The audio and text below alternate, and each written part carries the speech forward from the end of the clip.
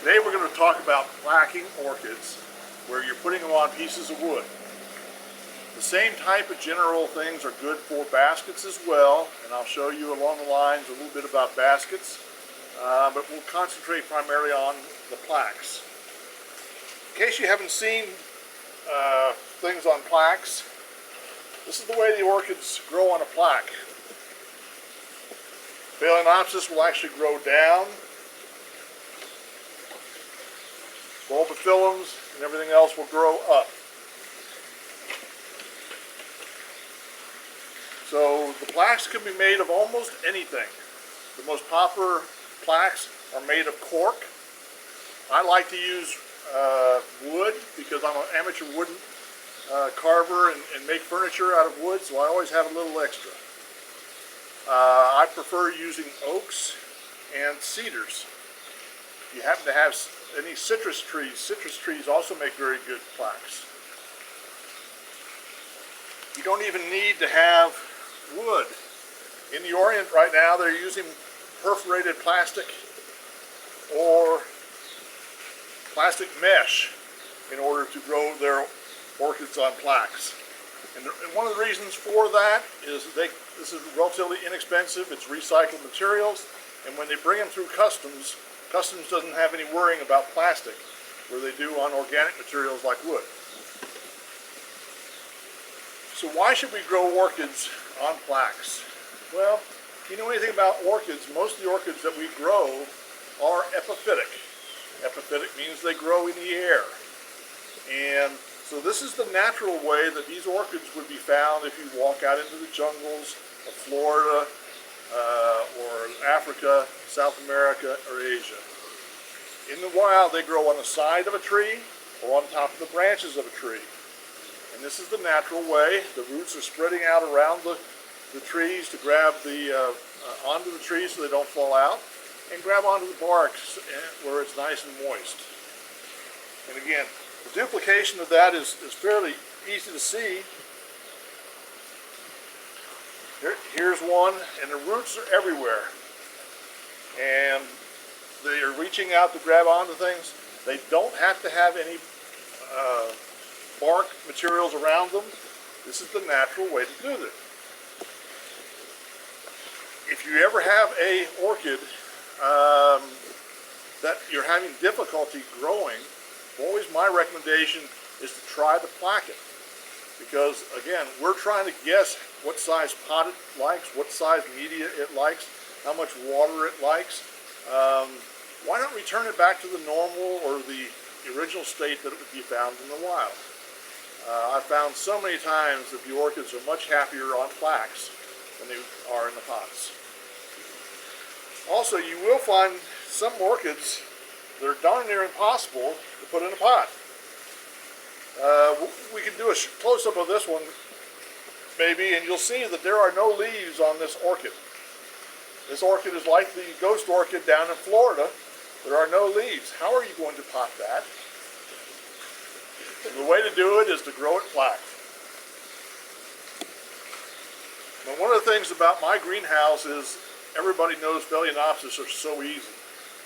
Well, in the greenhouse, sometimes you have the opposite problem, is that I have too much humidity.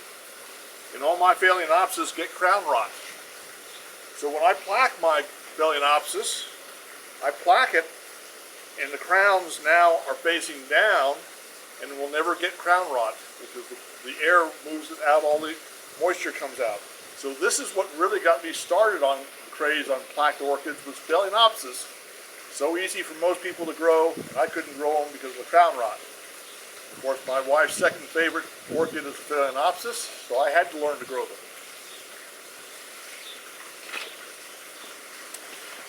And it's kind of fun. I mean, you know, you go to an orchid show and everything else, and you're telling them these orchids actually growing in trees. And of course, most people think you're just kidding. And then you show them growing around in the trees, and you know, it's really nice for them to actually be able to see it. A lot of orchids also like to grow down. So this orchid is plaqued here, and all the growths grow down. If you try to put this into a pot, it's going to be difficult to keep on a bench. So this is another reason you might want to learn how to plaque. Bulbophyllums are also very apt to do that type of thing.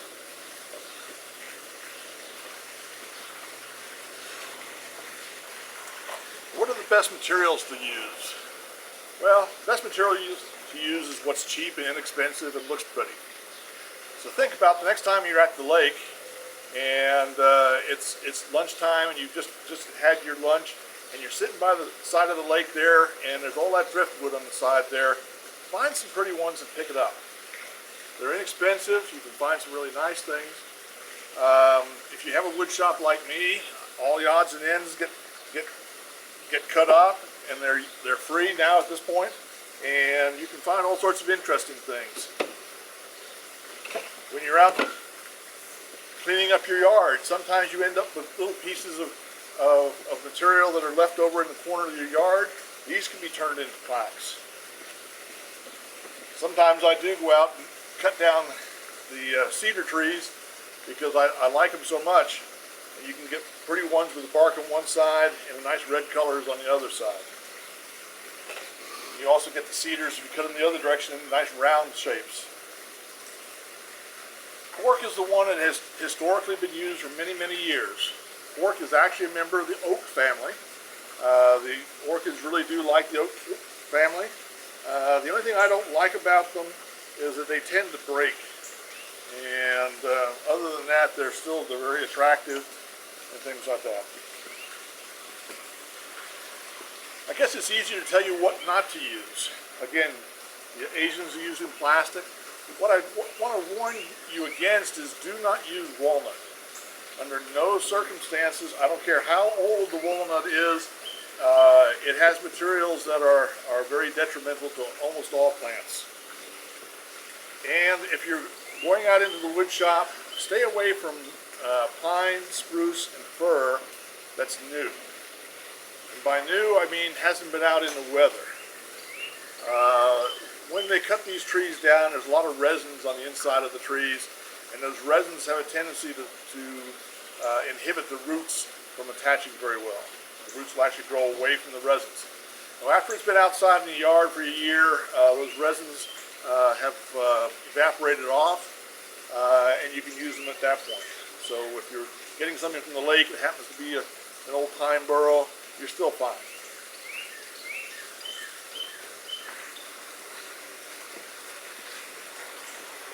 Okay, once we get started here, what are the differences going to be in the way that you grow your orchids? And in many ways, I'm going to say there's no difference. You're still going to want the same amount of light. You're still going to want the same amount of fertilizer. You're still going to want the same temperatures that you've always used. The only thing really that's going to change is the amount of water. And again, as you can imagine, you water this and there's no media around your roots to keep the humidity up around your roots. Okay? So most people are afraid that you're going to have to water these every single day. If you have a greenhouse, I'm saying likely you can treat these exactly like all your potted plants. I water my plaque plants once a week like I do all my potted plants. But my humidity in my greenhouse stays over 50%. I don't do anything different. Occasionally I'll spoil them in the middle of summertime and water them again during the week. But for the most part, if you have a greenhouse, once a week should be fine. If you do find low humidity is affecting them, maybe you do want to go to twice a week. Now in the house, there's definitely going to be some differences. And what I suggest to people is to think about growing these in your bathroom or your kitchen. Because you go into the bathroom and kitchen every single day, and there's water available. But what I'm going to ask you to do is I want you to run those plaques under the sink every single day. Now, I know that you will forget. And I know that you're going to go on vacation. And it's okay. But I want you to get into the habit of doing it every single day because the lower humidity in the house, they'll just appreciate having that on a regular basis. And if you do go away for a week vacation, don't go and hire a babysitter. They'll be fine. If you're gone for 3 months, well, you'll need to worry about that one. and also if you have them in terrariums, again, terrariums are going to duplicate a greenhouse. You're going to have high humidity and everything else. So I'm going to recommend you're going to water them about once a week.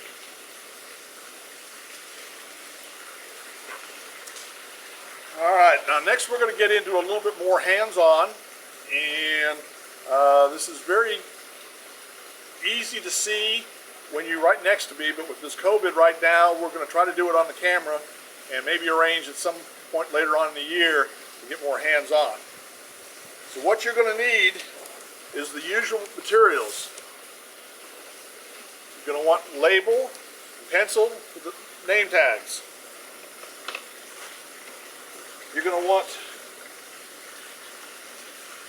some kind of wire in order to be able to tie these onto the plants. You're going to want some heavier wire. A lot of people use coat hangers. You've got one of the old-fashioned metal coat hangers. They work well. This happens to be electrical fencing to keep the cows out of the next door neighbor's yard. And then you're going to want your plaques. And again, you can use anything you want. I've got oak here, cork, cedar. And let me show you how to get this started. We'll start with a large one.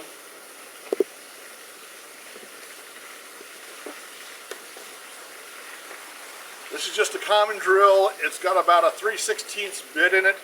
So the first thing you're going to want to do is decide which side's up. No real magic to this. And you're going to want to drill through. And this is to put the hanging clip in. First way I'm going to show you is to use the old-fashioned method of putting a tie right through the middle of the wood. And this is an excellent way to use cork as well. Cork is a little harder on the other method, so we'll teach you this method first. About 2/3 to 3/4 the way down, you want to drill 2 holes. About 1.5 inches apart. Now first, we've got one to get it, put the hanger on, and these 2 holes are what we're going to use to tie the orchid on. First thing we're going to do is we're going to take this heavy wire that we have. We're going to cut it. We're going to insert it through this hole. And then we're going to bend both of them up so that you have both of them going up like this. This one is going to bend back. You're going to take your pliers and wrap it around the other one.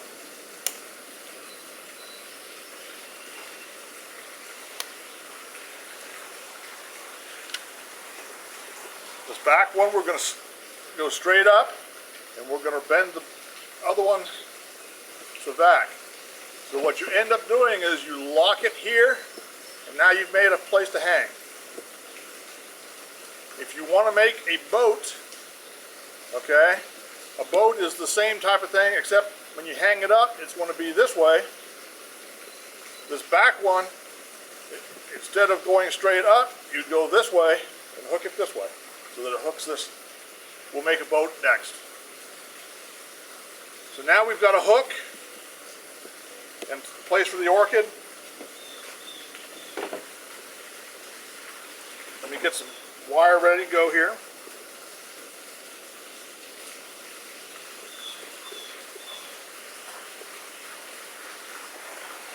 I've got the name tag already attached. It's optional whether you use sphagnum moss or other things. I like to use a little of it just to keep the humidity up around the roots.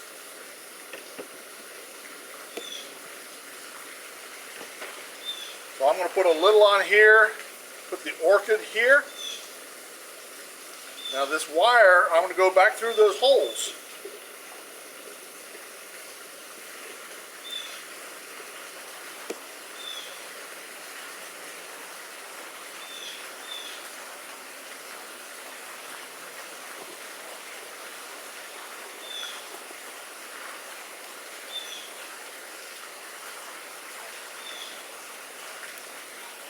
Wires coming out through the back of the holes and are around the top of the orchid right here. Make sure it's the way you want it. Take the wires, just twist them nice and tight, and you're done.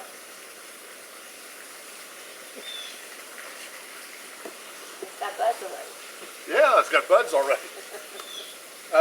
This time, let's make a boat. Start off the same way.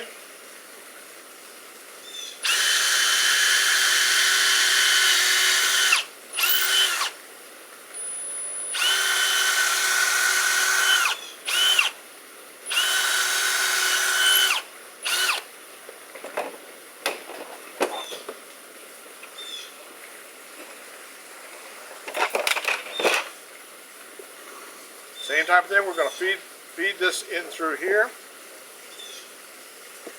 Bend it over.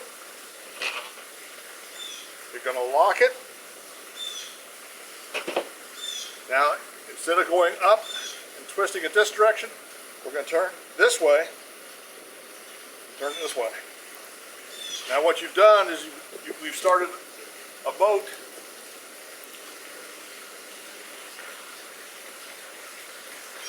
It'll hang like that. There are a lot of people who like using the boats. I don't use them because it ends up taking a lot more space in my greenhouse, so we're going to undo this. Alright. Now, we need another plant.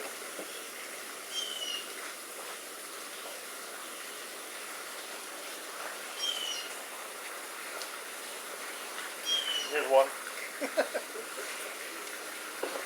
Got the name tag.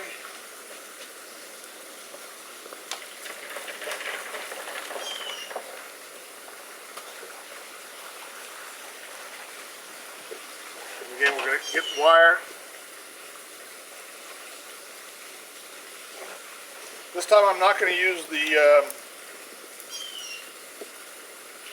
moss, and the reason is I know, like this one in particular likes to be a little on the dry side.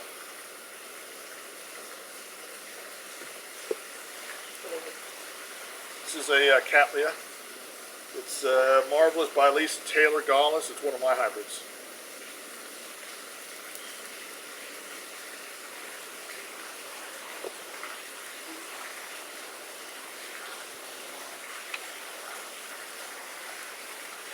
Okay, so I have the wires coming out the back, nice and firmly.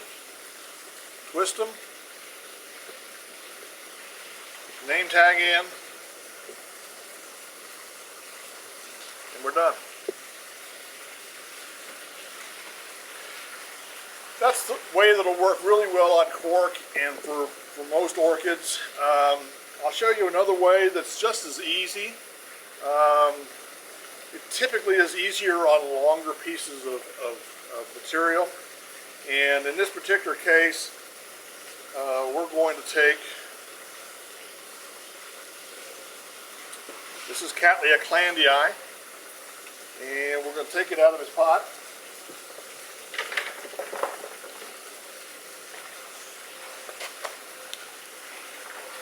And I'm going to put just a little bit of moss on the bottom.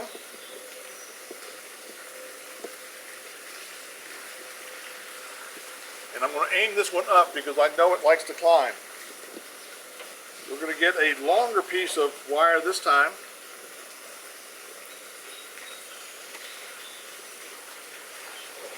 What we're going to do, if you can just see what I'm going to do, is I'm going to feed this through at the bottom.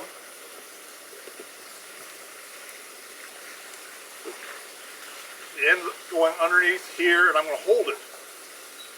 I'm going to take this wire, the rest of this wire now, and I'm going to wrap it in between the leaves and over the pseudobulbs and the roots a couple of times. When you've done that nice and securely, you've got both ends. Twist. Name tag in, and you're done. Again, that works a little bit easier on the narrower pieces of fork and things like that. I've got one here. It's just a piece of locust. I was cleaning out the backyard. And on the locust one now, I'm going to put some of this one.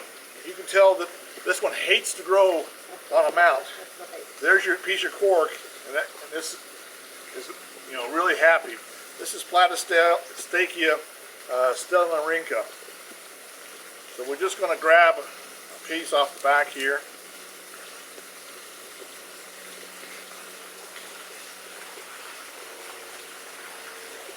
And I'm going to put this like right in the crotch of the tree, which is where it might have been located in the wild.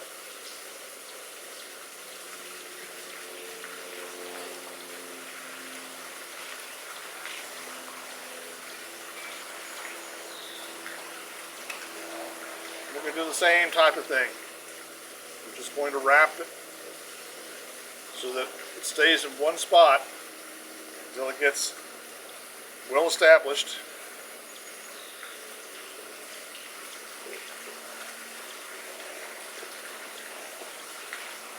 Good twist. Twisted too hard. Sorry.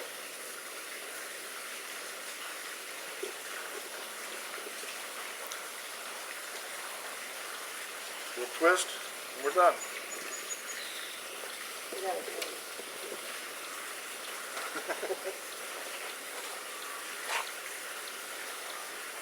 If you don't already know this, the smaller the orchid, the longer the name.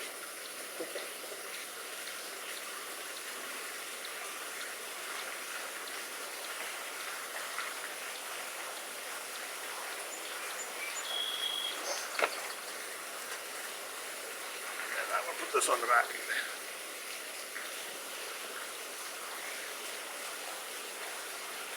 And you can keep going this way on all the materials that you need to do. One of the things that I want to let you know is at some point it might start outgrowing your piece of wood. There's a couple of different things that you can do.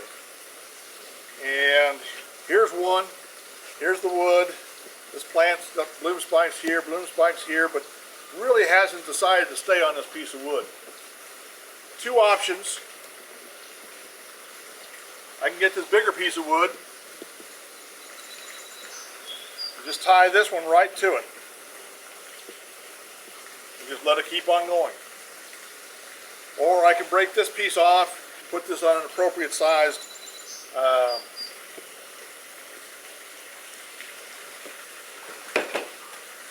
piece of wood, which is what I'm going to do just because the plant is so small. So this is LC Kiritsubu.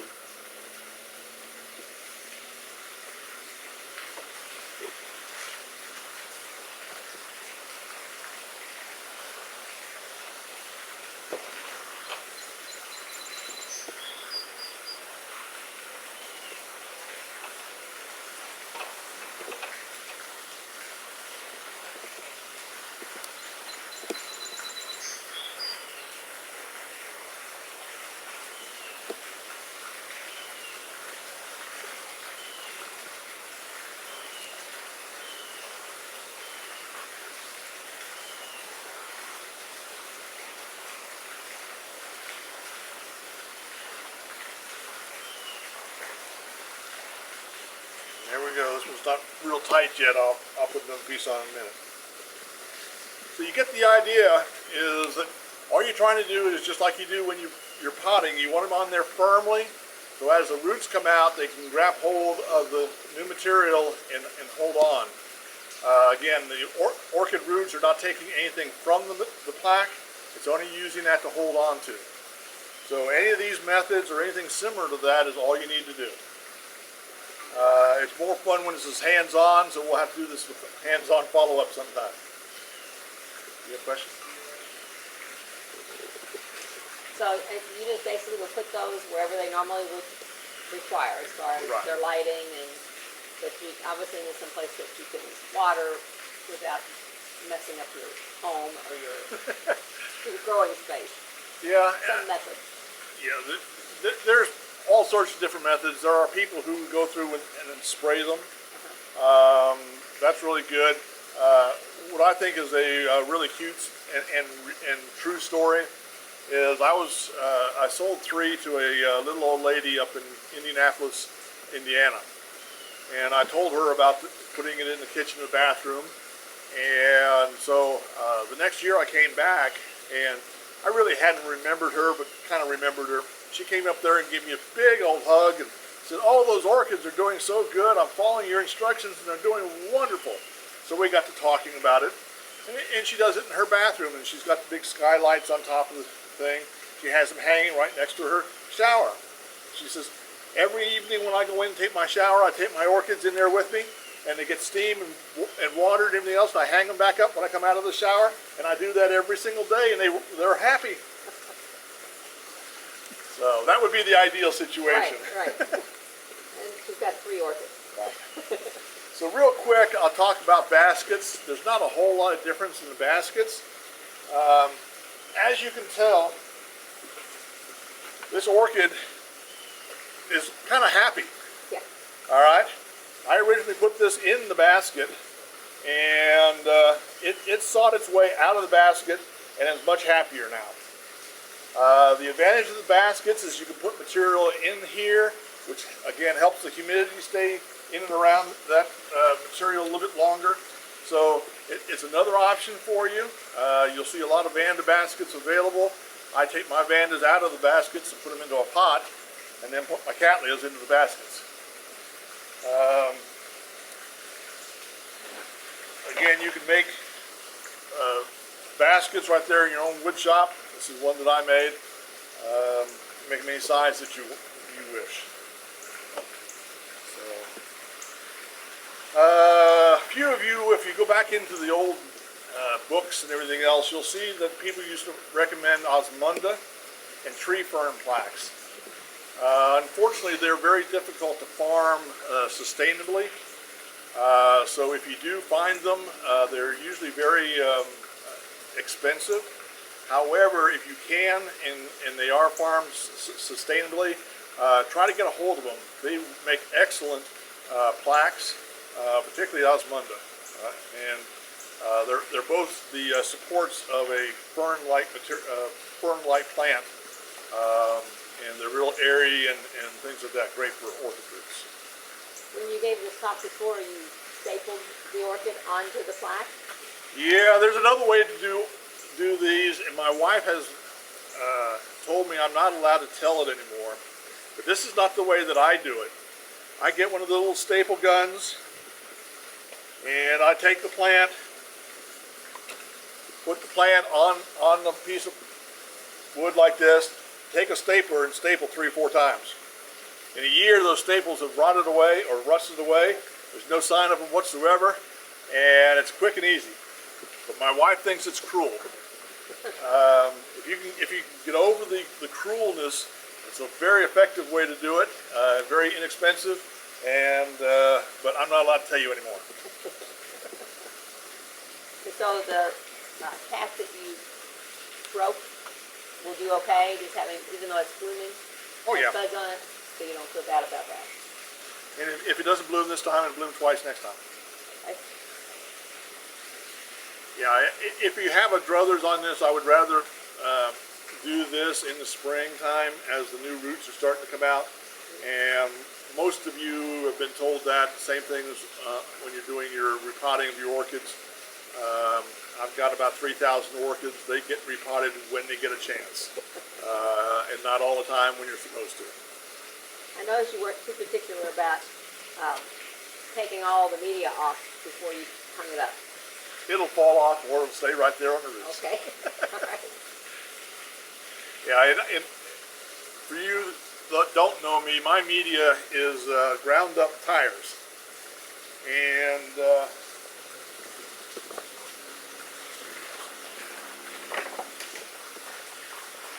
so when the tires get done off of your car, they recycle these by running them through a chipper, and then they wash all the grease and grime and rocks and things like that off of it.